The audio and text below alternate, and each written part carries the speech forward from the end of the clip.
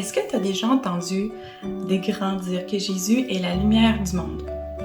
Est-ce que tu comprends ce que ça veut dire? Je vais te donner un exemple. Le soir, imagine que tu es seul dans ta chambre.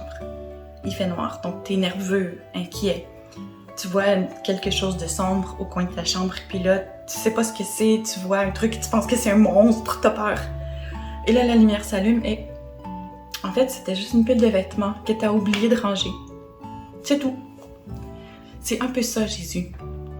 Quand la lumière s'allume, on voit ce qui est vrai. On n'a plus peur.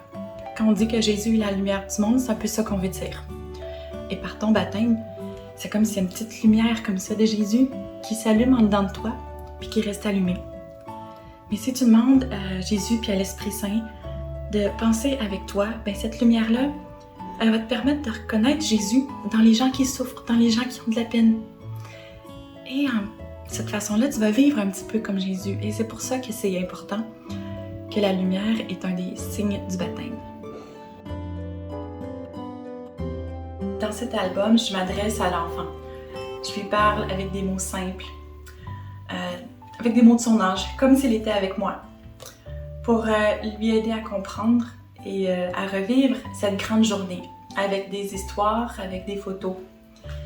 Et je l'écris aussi, et ça s'adresse aussi aux grands, à ceux qui l'aiment l'enfant, que ce soit les grands-parents, les parents, parrains, marraines ou autres. Et j'espère que l'enfant, en grandissant, aura le plaisir de le regarder ce livre, seul ou avec un grand, puis de partager des souvenirs, de partager des réflexions sur le baptême, et que ça soit encore et toujours quelque chose d'important.